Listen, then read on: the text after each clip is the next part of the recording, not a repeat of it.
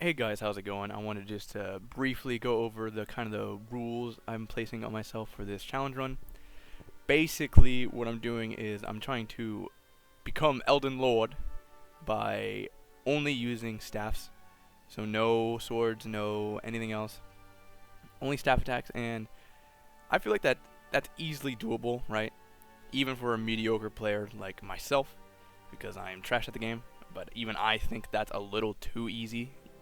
So I'm going to up the challenge on myself even more, and I'm also, as I'm only using staffs, I'm also going to do no levels in HP at all. So I'm going to sit with the base 9 vigor that my character starts with, and I'm going to try to beat Elden Ring while using only staffs and only 9 vigor. So no leveling HP, only staffs, and I'm going to try to defeat the Elden Beast at the end of the game. So I hope this is my pain and suffering will be enjoyable for you guys to watch, because this is going to get awful during the later stages of the game.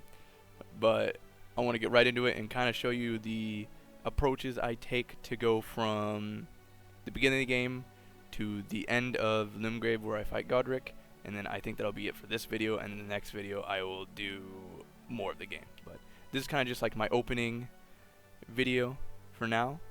So let's get right into it.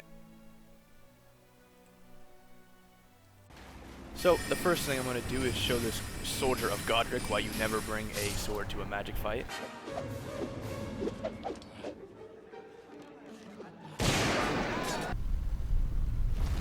After that, I'm going to take the lift up to the top of the stairs and slam this door open to begin my journey through Limgrave.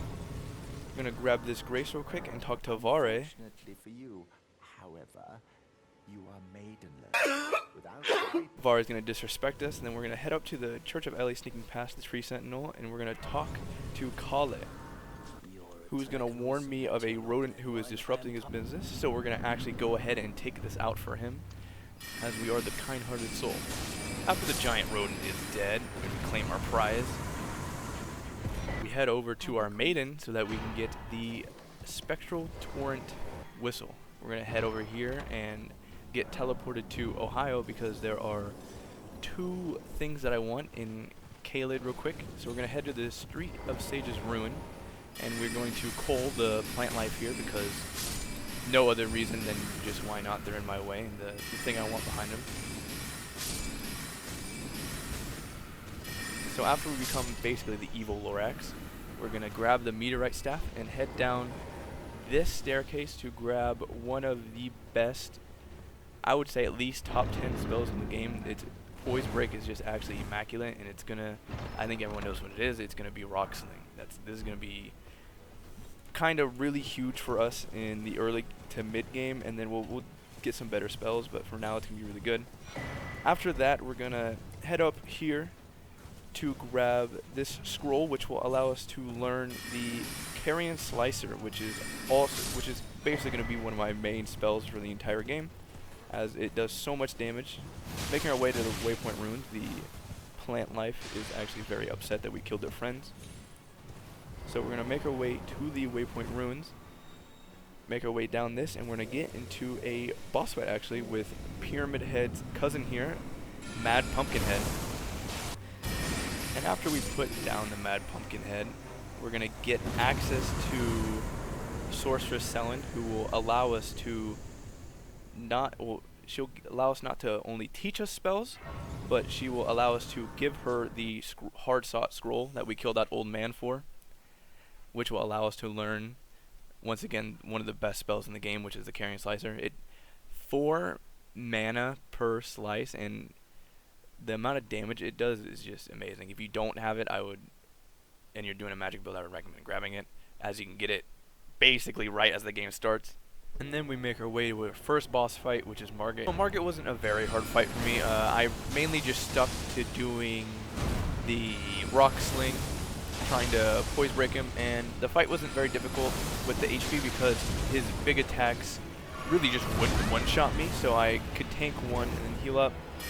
But I found a problem where that when I would get the Poise Break, I couldn't riposte him because I only had a staff. So really my main damage was just glintstone pebble, so I kind of just kept using that over and over. This death right here, I drank my wondrous flask, but I realized I didn't put any healing in it, so I just drank an empty flask, so I was really bamboozled on why I died. And then after that death, it was just really downhill from there. I got him close, and then just the decay of my gameplay went down drastically until here I'm able just to zone him out and finish him off with Glintstone Pebble, which is so strong for being a spell you can start the game out with. Alright, so after defeating Margit, we head to the round table hold for a quick pit stop, because if you noticed in my fight with Margit, I was only using 2 spells, and that's because I didn't have enough to buy the memory slot from the twin tier. If you didn't know, you can buy a memory slot here pretty early on in the game if you're starting a magic build like I am, which is just nice to let you get another spell. But I can guess you guys can already know where our 3rd spell is about to be, and it's going to basically be a staple spell for the rest of the game. It's going to be the Carrion Slicer. It's going to carry us. So after grabbing Carrion Slicer, we head our way up to Stormveil Castle to get our hands on a great rune so that Gideon Ofnir will accept us as one of his own. And if you guys didn't know, while you are in the Stormveil Castle here, and anytime you die, this guy, Godrick, will actually take some of your runes. So I'm here debating whether or not if I want to slaughter him so he doesn't steal any of my runes or not. But I end up just saying, screw it, and I'm going to slaughter him. And you can actually see the amount of work Carrion Slicer is putting in right now. And I'm just gonna beat him down with my staff a little bit. But Carrion Slicer there put in phenomenal amount of work. Like almost 2k damage just mashing R1. It's just stretched a great spell. So I don't know if anyone has like an arch enemy in this game or an enemy that they just can't get past. But for me, it's this guy. Every single playthrough, this guy completely dogs on me 4 to 5 times, and I just have to sit here and take it. He beats the living shit at me. I can't even. I don't know what it is with this guy, but we trade here. Like I can't even get a 1-up on him. He just kills me. But every single run, this guy completely dogs on me. It is absolutely the worst. I have dubbed this guy my arch enemy, and I do not look forward to fighting him in every new run I do.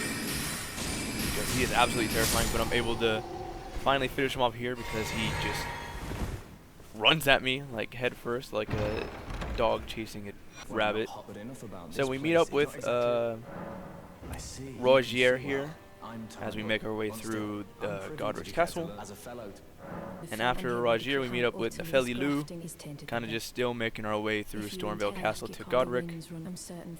And after talking to her, we make it to Godrick himself. I showed my stats right there in case you want to see. I'm level 23. Godrick was a little harder than Margit, obviously, but he still had attacks that didn't one-shot me. And my main source of damage through this entire run is, as you can tell, I'm just slicing him up 1,000 times with Carrion Slicer.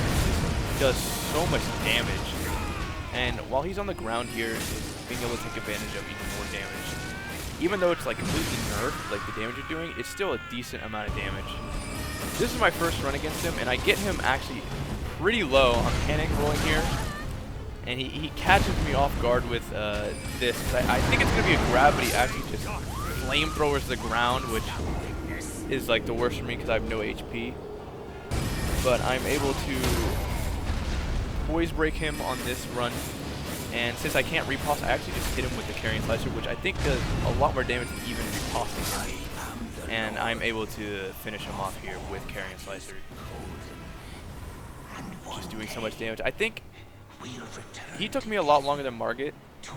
He took me about 20 minutes to beat. He kept doing his tornado fire attack, which is the AoE, and it kept just two-shotting me when I was too close, slicing him up. So it really, I don't really tell what attack he was doing. We get our first great rune, and we're able to pop this grace. And I think this is where I'm going to end my first episode of this no HP mage build. I want to really thank you guys for watching, and if you have any suggestions or ideas to add on to this kind of series little thing I'm doing, or this build, anything that you guys think would be cool, please just let me know.